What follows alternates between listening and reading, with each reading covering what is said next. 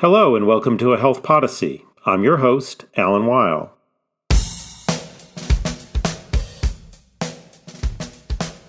More than a decade has passed since the Centers for Medicare and Medicaid Services began implementing a collection of value-based payment programs designed to provide financial incentives for hospitals to deliver high-quality care. Now, these programs have moved billions of dollars from what are considered lower-performing hospitals to higher-performing hospitals. The penalties and bonuses are calculated using various formulas which have been subject to scrutiny since the program's inception.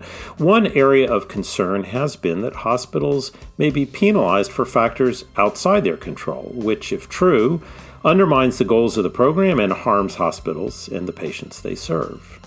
Do the CMS value-based programs appropriately take into account community and patient factors outside a hospital's control? That is the topic of today's episode of A Health Podyssey. I'm here with Chip Kahn, President and CEO of the Federation of American Hospitals. Mr. Kahn and co-authors published a paper in the July 2023 issue of Health Affairs assessing the CMS hospital value-based programs and the relationship between payment and patient, community, and hospital characteristics. They found some areas of concern regarding the possibility of, as I noted, penalizing hospitals for factors outside their control. We'll discuss what they found in more detail in today's episode. Mr. Kahn, Chip, I've known you for a long time. Hope I can call you Chip. Welcome to the program. Thank you, Alan. Really glad to be here. So this is a really important topic. We want to reward performance. The whole premise of value-based programs is you find the good performers, you give them incentives to do better. Let's step back, though, a little bit, because you've been involved in this from the beginning and before the beginning. From where you sit, how would you characterize CMS's approach to value-based payment in the hospital sector? Well, value-based payment in the hospital sector is critically important. To me, there's sort of three themes and three purposes for it. First, it's for improvement. We want to provide the highest quality care, and we need measures and programs that help us improve. Second, obviously, value-based means accountability. We need to be accountable. And so I think it's very useful for these programs to have features that will allow the regulator to hold us accountable. And finally, transparency is critically important in terms of letting consumers, researchers, and others know how we're doing. And I think these programs play these three roles very well. However, with any kind of program, they ought to be dynamic. They ought to be evolving over time. And unfortunately, the roots of these programs are in statute, in legislation, Medicare legislation. And so CMS sort of has a structure set for them. I think they try within that structure, but it's a fixed structure. And I think as we talk about the results of our research, we'll see some of the weaknesses of this approach.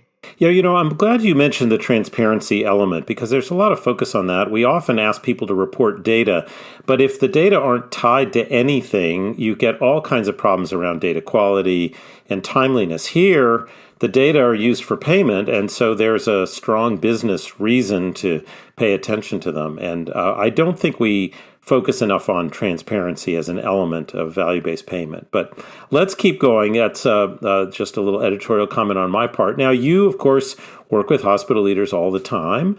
And before we get into just sort of the what's good and not so good about them, are these on the radar screen for hospital leaders? Is this a place that they put a lot of attention, or do they sort of go, I got a million things on my plate. Value-based payment just isn't that high a priority for me? Well, let me say clinical quality and overall performance is job one for hospital CEOs, health system CEOs, for those that work in hospitals, for our nursing staffs and our other professionals. And whether it's these specific programs and the measures here or other measures they use to be constantly considering how to improve, I would say that the evidence base of doing healthcare today is the highest priority. There's so much more information available today. I think we've come on a journey over the last 20 years I think there was a point at the end of the last century, moving into this century, and obviously the Institute of Medicine pointed it out, that hospitals needed to up their game. But I think since then they have, and I can say in terms of the systems that I work for, that all the CEOs have as the CEOs of the companies have as their criteria and performance judged by their boards, how their hospitals are doing in terms of clinical and other performance measures. Okay, so good to know that this draws their attention and interest. Let's start looking at what you found in the paper. Now, one of the things you did in the paper was look at something you did in an earlier paper that we published around the relationship between penalties and rewards in the value-based payment programs and hospital characteristics. And you redid that here. So that was sort of I would call it sort of the first wave of questioning about whether or not these programs were rewarding the right things. So what do we know about basic hospital characteristics and who gets penalized in these programs? Well, as you know, Alan, actually this is the third paper. We started in 2009 with a paper looking at measures. We went back in 2015 and looked at the measures that were put in legislation that were in the three programs we're talking about. And then obviously 2023 is a check-in. And what we found was in terms of those hospitals that received more penalties or weren't performing as well according to these programs, that large hospitals, teaching hospitals really were sort of in the same place. Now, on the one hand, we can conclude they haven't improved, although there was a lot of improvement leading up to our 2015 analysis. But I think there are issues now with a program that's been in place for over a decade. We have a hospital-acquired conditions program where the penalty structure is automatic. The bottom 25% of hospitals get penalized no matter what. And we have a readmissions program where almost 85% of hospitals are penalized, which on the one hand could lead one to conclude, gosh, we got a problem. On the other hand, if you look at the way the formula works, it assumes that zero readmissions is where we ought to be.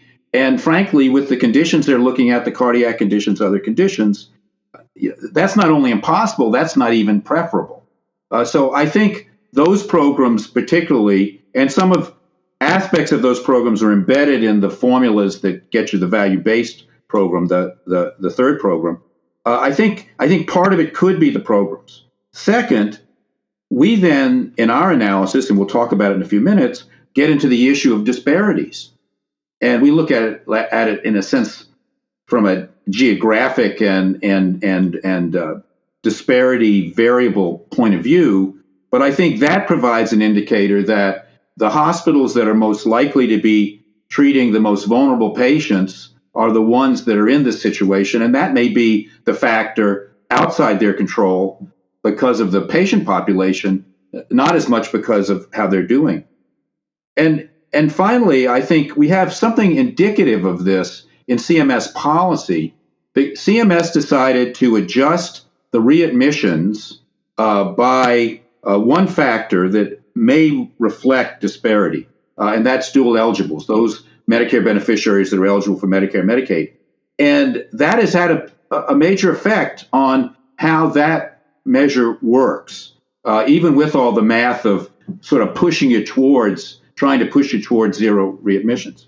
So I think that our research is beginning to shed some light, but frankly, a lot more work needs to be done so that we can move from associations we find, to real answers that could drive new policy. Yeah, so we'll get into that in a moment, but you raise one of the inherent tensions in any sort of financial incentive. You mentioned the multiple goals at the outset. Rewarding high performance and rewarding improvement are two different, related, but also sometimes in conflict goals. And if you have consistent placement of a hospital, and this is true in any sort of pay for performance model, if if any participant sort of stays in the same place, that signal is confusing about whether you're penalizing or rewarding where you are relative to what you're doing to try to move up the ladder. So this tension probably is never going to go away, but it's very sensitive to the specifications of these programs, as you describe. You mentioned that this is the continuation of earlier analysis, but in this one, you started looking at community and patient characteristics. Tell me a little more, if you could, about what you were trying to figure out about those in this paper. Well, clearly one of the top priorities of this administration, of this CMS, is to have in programs, it's in healthcare, but it's really in everything, have programs recognize disparities in the healthcare context, social determinants that may not be accounted for in our current structure of feedback that we get from our metrics and ultimately from how we subsidize these programs. So we knew that CMS would be looking at this, and so we decided to look at a combination of potential effects on hospital performance of something called community resilience. And we looked at Census Bureau proxies, both a composite measure they have, something called the Community Resilience Estimate, and then we looked at individual indicators they have, the American Community Survey, and we then and that allowed us both to say, well, how does the composite of poverty, employment, other factors work in terms of associating that with hospital performance or penalties in this case? And how would it work if we take individual community-based indicators like living alone or employment or uncompensated care? And so that's what we did in our analysis. Now, I should add, since then, we were trying to second guess where we thought CMS would go. Since then, they chose to use the Area Deprivation Index, which is not that dissimilar from what we used. Unfortunately, we didn't hit it right on the mark, but I think in terms of our analysis, we come to a conclusion, which I'll talk about in a few minutes when you're ready, that I think should be very telling for how we look at these issues.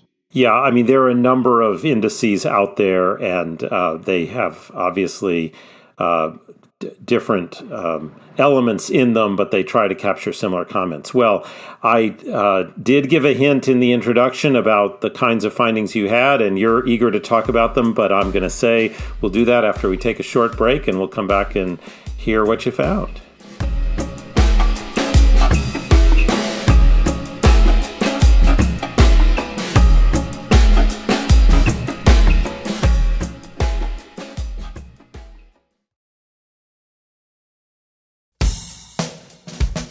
And we're back. I'm speaking with Chip Kahn about the CMS Hospital value-based programs, and we were just, as we went into the break, about to reveal the results of the analysis in the paper we recently published. It starts looking at the question of when you examine the characteristics of the communities hospitals are in, and you examine which hospitals are getting penalties and rewards, I wonder if you can tell us a bit about what you found.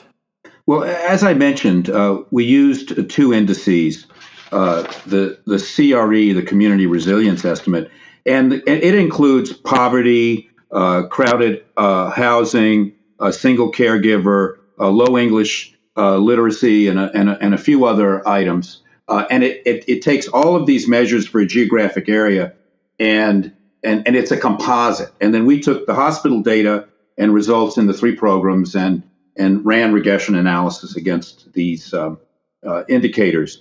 And then we, in a sense, to the best we could, disaggregated them by picking an index which parallels that, the American Community Survey, and then we did a comparison. But there we went individual, poverty, living alone, crowded housing. We did each individual indicator. And I think what our most compelling finding was was that we found an association between the composite and performance. And then, but then when we looked at what we disaggregated, we found that some of the individual indicators, such as poverty, were not actually good indicators of hospital performance. And others, like living alone, were extremely good indicators.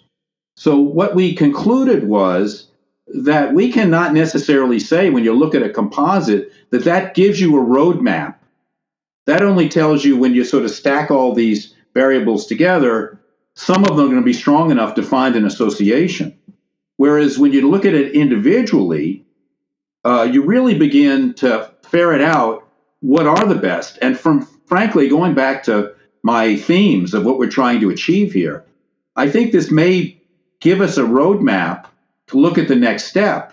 And frankly, we probably should be looking at individual measures at the end of the day, because that's going to help us indicate, well, what should we be asking patients? What are the factors that, when we get patients, are most going to be associated with their difficulties? And going back to your theme from the very beginning, factors that hospitals can't affect. I think at the end of the day, we need to find factors regarding disparity that hospitals can affect, which ultimately should lead to better results on our measures, but most importantly, better patient care for these patients that come from these areas that indicate that they have disparities, their social determinants that are affecting their needs that we have to meet. So that's a really interesting way of thinking about how to use the findings. On the one hand, you can see why CMS would want to use sort of an aggregated measure for simplicity, for communication, for just saying, look, this is how we're capturing the characteristics of the community. But what you're saying is that given the different findings about the relationship for individual indicators within that composite, that actually can give hospitals a roadmap to providing better care. And so having nothing to do with the payment incentives or the value-based payment program, that analysis is sort of a helpful, certainly doesn't answer all the questions, but it's helpful in highlighting the dimensions of disadvantage or risk or limitations that people may experience that are most likely to affect their care. Is that how that's how I heard you? That's critically important here, I think.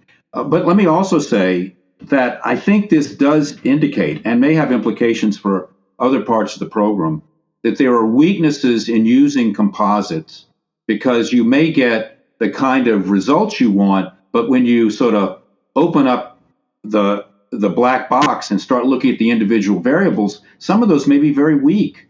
And maybe we shouldn't be using those variables, because at the end of the day, this will be related back to payment. And I think when you're shooting with real bullets regarding accountability, we need that accountability to all have strong statistical relationships with the data that's being collected. So I think it does raise a red flag on composites. I've had concern about composites in the clinical area for a long time.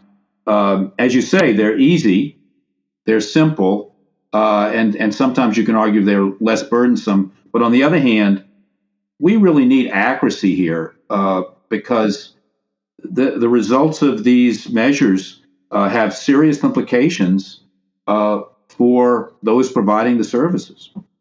Yeah, so I'm trying to think about the policy implications here, because you could also imagine that as you do these analyses at the individual indicator level, that the coefficients are going to change from year to year, that the actual specification of the regression model could have an effect on which variables had statistically significant results. I mean, we do need some stability, presumably, in these from a payment perspective, or else that's not going to help hospitals plan and be strategic. So I am trying to figure out here how we navigate the combined, as you say, when you're shooting with real bullets, how we combine the analytic results from a improvement science perspective and from a payment perspective. And maybe we do need to think of these as related, but more separate than we have. Is that what you're saying?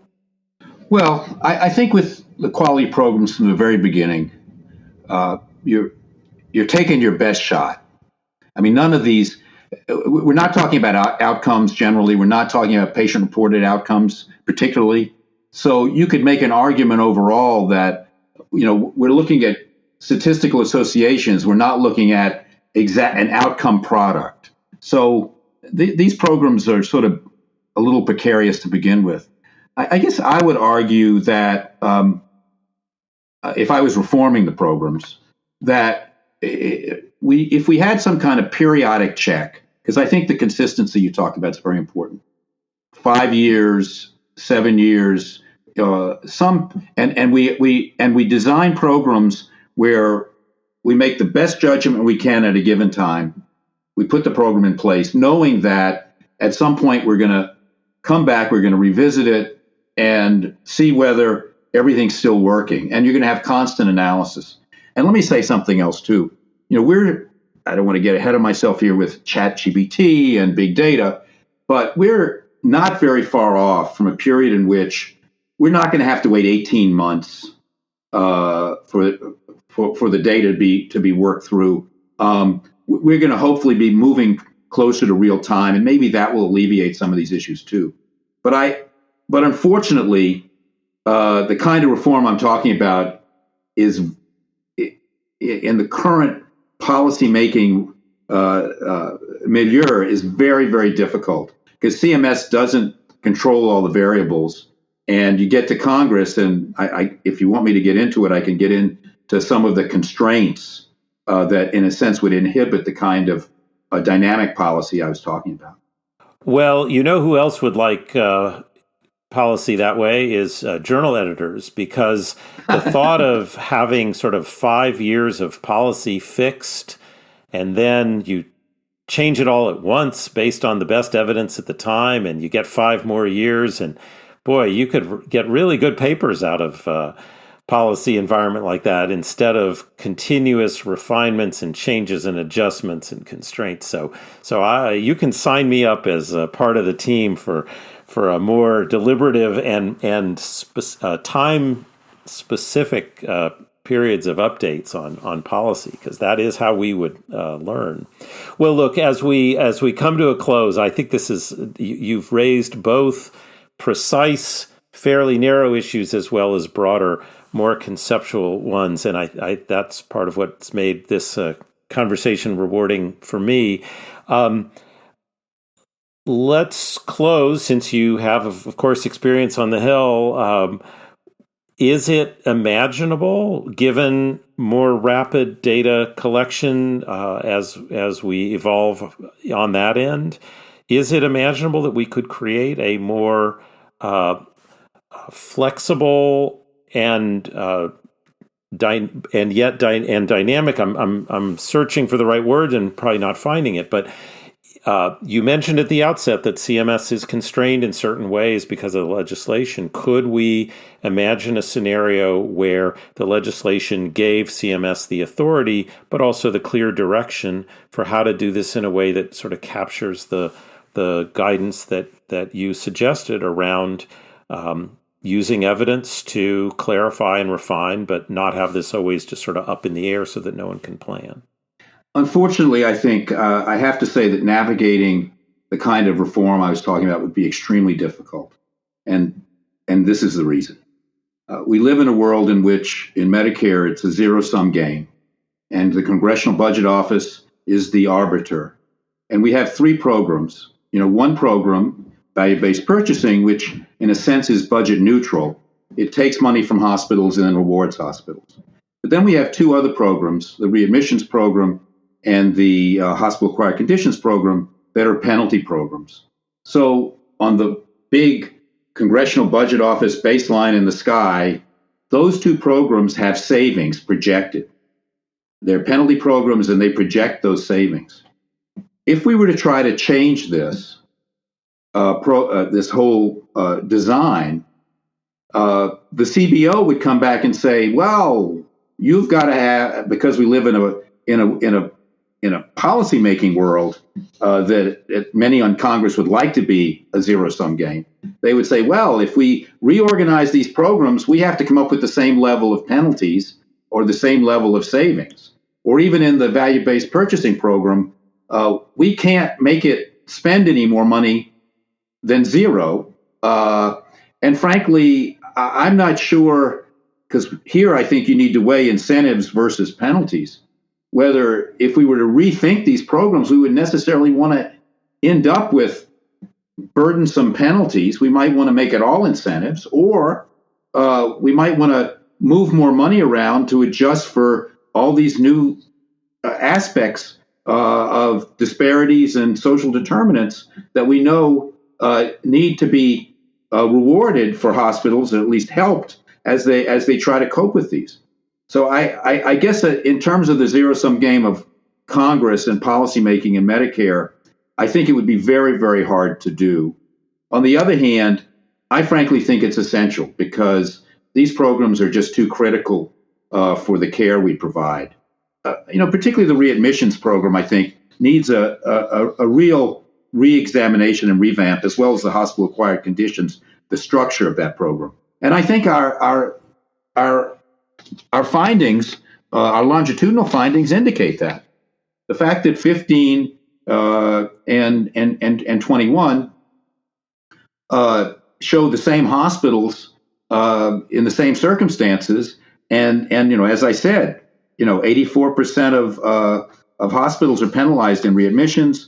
67% are the recurrers in the 25% that receive penalties in the hospital-acquired conditions program. I think that tells us something, that these programs need to be reexamined. But the policymakers are going to need to figure out how do they overcome the constraints of CBO. Well, the realist speaks, but I think for the policy community coming to some understanding of the importance of revisiting programs like these that have a long tail and our understanding of their effects really does evolve. We need to find ways to get our evidence back into the policy process, even though it's not easy. And I know that's something you work on every day. Chip, thank you for the analysis here, for keeping this issue on the table, and for being my guest today on Health Podyssey. Thank you so much, Alan. And I hope our work will be helpful as people think through these very complicated, compelling, and really important problems. Thanks for listening. If you enjoyed today's episode, I hope you'll tell a friend about the Health Podyssey.